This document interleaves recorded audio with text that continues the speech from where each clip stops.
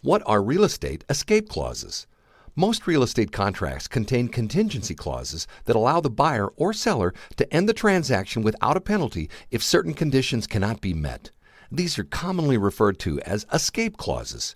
Here are the three most common real estate contingencies that include escape clauses. A home inspection contingency gives the buyer the right to have the home inspected within a specified time period. This protects the buyer by allowing them to cancel the contract or negotiate repairs based on the findings of a professional home inspector. A financing clause stipulates that the offer is contingent on the buyer obtaining financing on the property within a set period of time and delivering a written loan commitment to the seller. In cases where the buyer must sell their current home first, a home sale contingency gives the buyer a specified amount of time to sell and settle their current home to finance the new one. Escape clauses protect both buyers and sellers.